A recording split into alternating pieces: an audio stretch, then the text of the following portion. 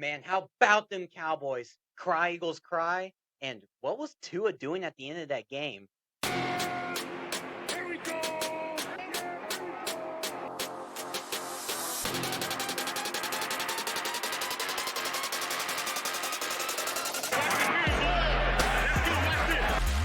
Welcome back to the game plan. Let's get right into it. I'm going to say what Skip Bayless would say. Let's skip the BS. We're going to go straight into it with the Cowboys versus Commanders. Now, Mike, how did you feel about that game?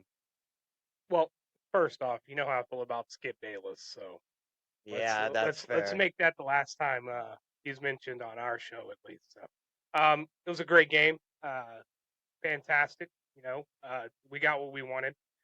I don't really know what what the fucks were trying to accomplish today. So, that they came out and made what seemed like an honest effort to throw everything they had at us in the first quarter, but it was futile. It did manage to wake our team up, and that they ran away with it after that. But I couldn't tell if they were seriously trying to compete or if it was just to try to see if they could, maybe catch us off guard with some trickery and some tomfoolery there in the beginning of the game. But good game, good Dallas win. Yeah, I'm sure, it's week 18. People are playing for their jobs. You got a head coaching issue that's about to get fired. And I'm sure they were trying to spoil the Cowboys one last time just to kind of kick them in the nuts like they did last year. So I feel that they got us in the first quarter, but right after that Dak interception, we kind of seemed to crank it on and like really accelerate, put our foot to the pedal. And I'm really, really happy to see Tony Pollard in the running game going. That was a huge thing for me today. Yeah, they got off the ground pretty good. Yeah, especially watching Rico Dow and Tony Pollard with two backup guards. Right. So watching those two backup guards help our O line and step in today, that was huge. So shout out to them. What I'd like to ask you is do you think that the Commanders like reach out for Bill Belichick or anything like that? It's been a circulating like rumor going around. Do you think they go with like a young head coach? I'm just a quick take on it. Uh, I mean, they're obviously going to consider a coach like Bill Belichick. I don't know if he's the right coach. Yeah. You know, uh, he was great. He was great in the system he created and the career he made for himself there in New England. But I just don't know if that's something that a team that's changing ownership, it's going to change the way they do things and the culture of that team. I just don't know if that's the kind of guy you want to bring on. Yeah. I'm not sure he's a coach of the future, as you would say. So I think they need to dig a little bit deeper into the bag before they go with somebody like Belichick. Yeah, and that's something that we'll discuss during our off-season takes that we'll do. But I just want to get your quick take on it. But how do you feel about the Cowboys claiming the second seed? I mean, who would have imagined when the Cry Eagles Cry were 10-1 and they were glorious and they were gonna punch us in the mouth and they were gonna take it from us and we lost to them and no one could compete with them. And then they lost to San Fran and then they lost to Dallas at home and then they lost to the Arizona Cardinals and the New York Giants today. Yeah, here we go. I mean, this is what it's all about. We're playoff time now. Yeah, absolutely. Clinching the second seed was awesome. It's what we need. I think it was week 13. We had a 7% chance of Yeah, getting the second seed, is what the statistics were. So it just goes to show you that things change so fast from week to week. You saw a team that was 10-1 and supposedly had no flaws or no flaws that mattered enough to the impact it. tush push was Yeah, perfect. yeah. We It should ban that play. Right, they were an unstoppable locomotive, and it seems they've ran into a brick wall. Obviously we'll talk about that game, in New York tonight. That's what you want to call it, but Yeah, Dallas took care of the glorified NFL team that was out on the field with them today, and it was almost a repeat of the Thanksgiving performance. 45-10, and what was it, 35-10 at the end of this one again today. So yeah, for sure. And I'm really happy to see the Cowboys come this far. We've had some adversity, ups and downs. A lot of people comment on the Cowboys saying that they couldn't do this and couldn't do that. Now, we still have a lot to prove. Making the playoffs is just the standard with Mike McCarthy and his team right now, the way it's built. absolutely, Congratulations to Mike McCarthy for building 3 winning seasons in a row after joining in 2020. I mean, that's a huge thing. No one's had that high of a winning percentage with the Dallas Cowboys since Jimmy Hmm. Johnson. So I'm proud to see that, but it's time to elevate our goals. It's time we have everything set up for us. You got a home game in the wild card round. You're gonna have a home game in the divisional round, and then you probably gonna have to go on the road to San Fran, which is very, very likely. So I'm excited to at least know that we're home for the first two games, and we'll take it on the road to San Fran, and then we'll hopefully be in Las Vegas for the Super Bowl for whoever comes out of the AFC. So, how do you think that the Cowboys should prepare for their matchup with Green Bay next Sunday at 3? I think the first thing you gotta really sit down and look at is how are they gonna approach it? Are they gonna try to do what every other team has done and attack us with the run first Hmm. and see if that works? Because they do have an explosive player in Aaron Jones, and in Right, years past he's killed us. He's right, personally has killed us. yeah. Or are they gonna try to prove that Jordan Love is, Roger esque and he's gonna be the curse of the Cowboys again in the playoffs? I think that they're gonna probably try to force Aaron Jones early, and I feel that that may put him behind. And I think the biggest thing will be pressuring Jordan Love. I know that getting our run stopping going and then getting sacks. We're gonna need sacks this game. We can't Right, get away with no sacks. right. I know that Parsons gonna be a huge deal of it, and our linebackers. I know our linebackers are small, Dallas Cowboys fans, but it's going to be really crucial for them to cover and at least delay until everyone else gets there to help them tackle. That's what I'm looking for. I'm looking for our backers and our safeties this week. Yeah, I agree. I think this has to be a stop them run first kind of game plan for the defense. We need to shut down Aaron Jones to let them know that they're going to have to hold our defense off long enough Exactly. to get out of, third down situations and try to push the ball down the field to have any success.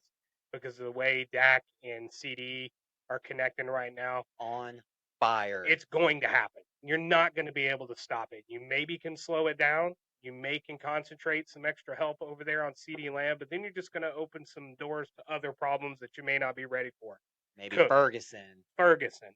So I think if Dallas concentrates on stopping the run, slowing down Jordan Love a little bit, and just does what they normally do on offense, I don't feel this is going to be too much of a struggle, but we'll do a breakdown on that later this week and have that in prayer Exactly. for the weekend.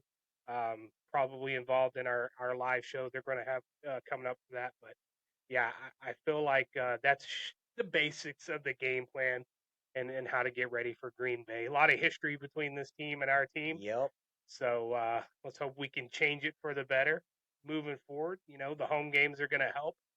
I definitely feel a lot better about the games knowing that, especially this one, knowing it's going to be in our own stadium and that we have that advantage. So, Yeah, I'm excited to see hopefully another level of Dak. We've already seen an extreme level of him. Now I'm ready to see do what the great quarterbacks do in the playoffs. So right. they're great veteran quarterbacks. Let's take a look at like Aaron Rodgers and Peyton Manning and Tom Brady. Not saying he's gonna be that great, but That's another point. I feel like going into the playoffs this year, we have that quarterback. yes, for the first time I don't feel Right. underconfident Right. until they prove me Right. otherwise. When you're looking at the teams that are going into the playoffs, the team that you're maybe lining up against, you feel, oh, their quarterback's this or their quarterback's that. We have that quarterback. Outside of Matthew Stafford, I think he's the only other one that I'm like, Right. Most consistent, most experienced, and playing at the highest level most consistently, especially in the last few weeks. So I feel like we have all of the advantages going into this playoff run. So it's definitely Dallas and their teams to lose.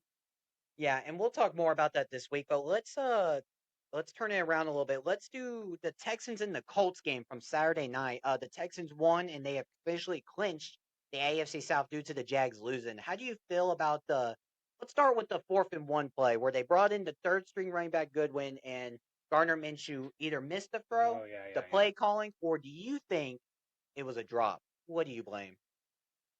Oh man, I think that actually took my own advice when we were talking about who was to blame on that play, and actually went back and looked at all the passes that were similar play design, where he's throwing it out to the edge like that, and it's someone coming around the corner, and I think one.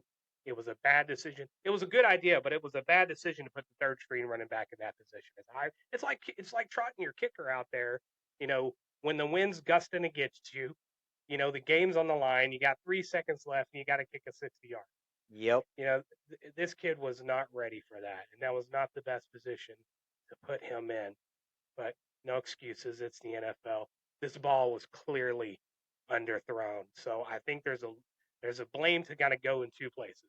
One, bad decision on the play call, at least to who they threw the ball to. Yep. And the ball should have been thrown just a little bit better, because when you have your momentum carrying you like that, and you have to not only twist your body completely around to secure the catch, your instincts are going to kick in. He left the ball behind.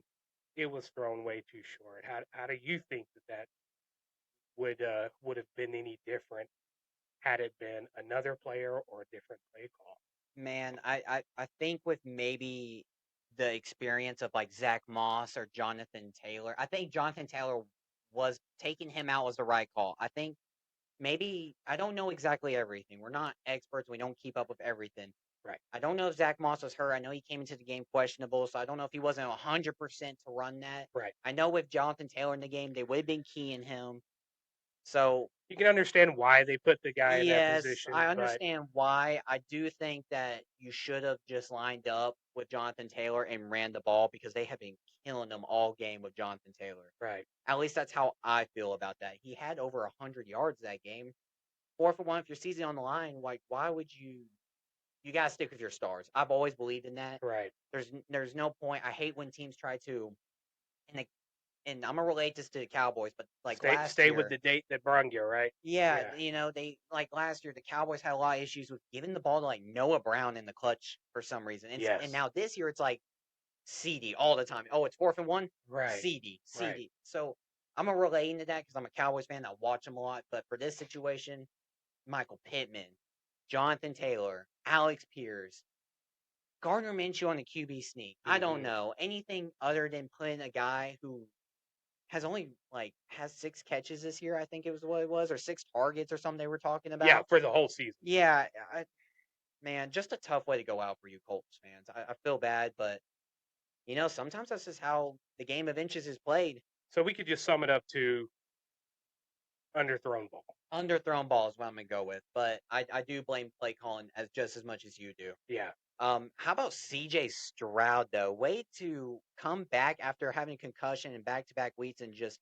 slinging like there's no tomorrow. When he came out that first play, the Texans driving through that 75-yard bomb straight to Nico Collins. I was like, oh my gosh, Yeah. the Browns got a problem on their hands. They ain't gonna be no easy quarterback. It'll be all right. That's one of the matchups I'm looking forward to the most.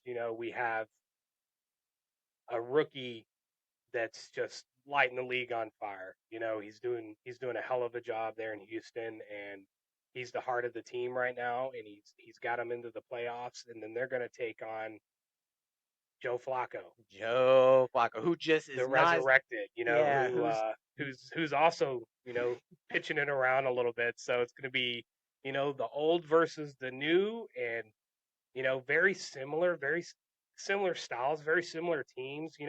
Um, they have a very strong offense there in Houston, and obviously with Flacco there in Cleveland, they've got a very strong offense as well, or at least he's found a way to make it appear to be very strong. But he's definitely got the tools around him. Amari Cooper's there and everything, but the defenses, I think, is what's going to decide this game. Yep, they're both really good Right. defenses. One is a little bit more experience with Miles Garrett and the Hmm. Cleveland Browns, but the Some more well the knowns. Texans defense is young. You got Anderson Jr., who are Right. all young studs who are gonna eventually probably be a Cleveland defense that they have this year. I'm excited to see them. So it's kind of going to be old versus new. Yeah, Kinda, yeah, old right. versus young. Cleveland kind of reminds me of the Raiders from early 2000s. Yeah, I could see that. So that's where they had assembled a hell of a team of older gentlemen who were playing in the league at that time, and they made a Super Bowl run themselves. So Yeah, I'm really excited to see that matchup. But let's also go into the Cry Eagles cry at the New York Giants. How embarrassing that was for the Eagles. They can't. We talked about it last week. What are they going to do to prove to themselves they're getting back on track? What are they going to do to, I don't even know what to say. So I'm going to turn it to you. Do you have anything? Yeah, I'm not sure what that was. Weak. As I'm scrolling through everything this week, I'm hearing, solidarity from the locker room and he's the heart and that's the heart and he's got us fired up and ricketa racketa yaketa yaketa and they showed up with all their starters to play and I'm not sure that's what happened. Just flat. You might as well just not gone off the bus. I mean, yes, we're Yeah, Cowboys fans, and yeah, my opinion is going to be a little bit more biased than it would be. But I mean, it's been embarrassing to end the season. It's not looking good for them. And I hate to say it, Eagles fans, but you should be scared of what Baker Mayfield and Mike Evans could do to you. Because yeah. if That was sad. if Tyrod Taylor and Darius Slayton and Saquon were doing that, could you imagine when you actually have to face a team with Mike Evans, Chris Godwin, Rashid White, and Baker, who's not what does he got to lose? He got his $1 million Mhm. bonus for making playoffs, and now it's all just bonuses from here on out. Yeah, I mean, I don't know what happened with Philadelphia. That was, man, like you said, I don't even know how to describe it. They played the whole game and then they just didn't really do anything. It looked flat, boring.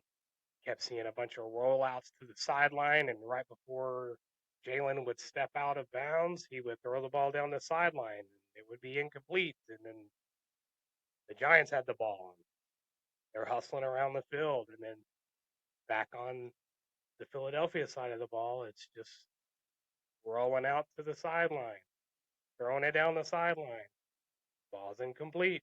Yeah, So, I mean, that sounds really boring, but that's that's what kind of it how the game was. was. I And mean, you got smoked by the Giants. Now, eventually, you you did got pull your. Giants guys running up and down the field, running to the sideline, high fiving the coach. It looked like they wanted to be there. It, It it, kind of it kind of looked like they came to play football. I'm not really sure what Philadelphia was trying to do. I'm not sure what that was. Either way, we'll break it down more this week because I do really want to dig into those details of why they've been on this run because they were 10-1 and they crashed like the 2020 Steelers. Like, So, do you think a team, getting real for here for just a second, do you think a team that's had the success that they've had the first part of their season going into the playoffs now after the last 6 games, do you think that they can really just all of a sudden flip a switch and start dominating? I don't know about flip a switch and start dominating, but Well, they're going to have to because you either win or you go home. I agree. But I do think that they could build a great momentum if they somehow go out there and beat Tampa. Mm. There's sometimes when you get that win, especially in the playoffs, you kind of just like you not just you can't completely flip the switch and you're Hail Mary to AJ Brown every time. And your Right. last year's Eagles team was a one-time thing and it's gone. What you have to learn is how to adapt and how to fix what's going on. You got to learn how to adapt in this league. And I know I keep coming back to that word adapt, but that's the main thing. Look at the Cowboys. We've had to adapt year after year after year. We've been shut down by San Fran. Hmm. And again, we're going to have to probably go through San Fran if we make it that far. And how are we going to adapt in what we did the past 2 years? So last year, Eagles were dominant, like a Cam Newton Panthers 2015 year, Hmm. unstoppable. They had the great run. They fell short in the Super Bowl. Right. They started off 10-1, looked great again. You're pulling out these wins against these good teams, Buffalo and the Chiefs and all that, but then you fall flat. What are you going to do to get back on track? And you have a great opponent to do it. The NFC South wasn't that great, guys. They really weren't. The 9-8 football club. And they beat the Panthers 9-0 today. It's a good weather area, so you have nothing against you. They You just need to get back to simple, line it up Philly and football. cram it down your throat football, and then you know you invent some stuff on top of that momentum. But when you come out there thinking you're just gonna bootleg it around and whip it over the top of everybody's head, and that's just not gonna fly anymore. Yeah. It's just not gonna fly. And So neither the Eagles, in my opinion. I think they're gonna get sunk by the Buccaneers. yep. So you can't flip the switch from here on out, Philly fans, and you can't believe that your team's just gonna flip a switch. But you can build momentum that could build up to maybe getting to your best potential for the playoffs. You beat the Bugs, then you gotta go probably on the road to Dallas. I'm gonna assume if all the high seeds win, you go on the road. No, you go on the road to San Fran. I Hmm. lied. or you're on the road to Dallas. But if you somehow win that divisional game, you're going to be riding pretty high on your momentum, which could turn around. I've seen it happen before. There's Right. been plenty of teams. Oh, it's happened. Yeah, in the Yeah, NFC East before. yeah. So it is what it is. But do you have any last comments before we move on? On those, no, not on the Philly. It's just kind of sad to see that happen. Yeah, it is. Not really though, because I'm a Cowboys fan. So cry Eagles cry. Nick Sirianni, go scream at some fans. Don't care. Anyways, let's get into the game that just happened tonight, which was the Buffalo at Miami. Now this game was for the division and the second seed, Yeah, and I just want to not what ask, I expected. not what I expected. I Right. expected what their games have previously been, were high scoring, really ugly, high scoring games where it's just kind of like back and forth.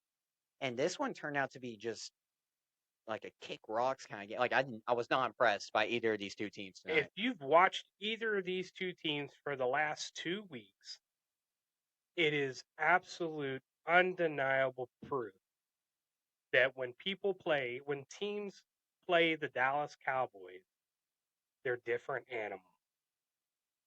That team, neither one of these teams tonight looked like the Buffalo that we played. Didn't I look like agree. didn't look like the Miami that we Where did played. James Cook go?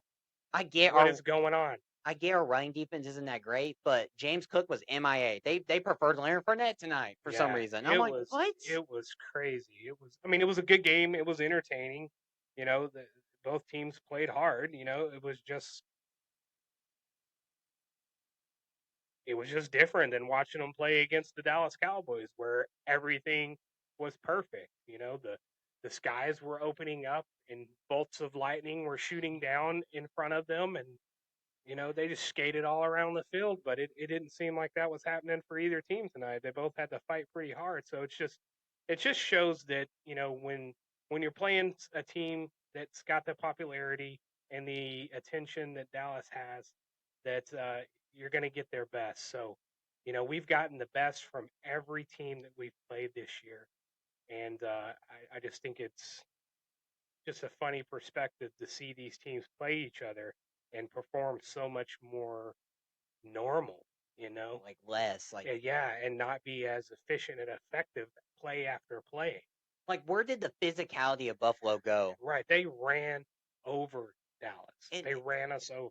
I agree that Philly or not Philly, but the Dolphins have a better defensive line. I agree they have probably better Cook linebackers. could not be stopped. But what happened to the Buffalo Bills just like putting you on your back and running the ball? Like the Right. physicality of Buffalo seemed to go away. And they're trying to force Josh Allen too much. I almost feel like they're trying to bootleg him to the left and to the right and like just do too much. Like Buffalo, just run the ball. You are a physical team. Hmm. When you can run with Josh Allen and Cook, and then you Stephon Diggs and Kincaid as your passing options, you're a great team, and you don't Right. have to put yourself in such bad position.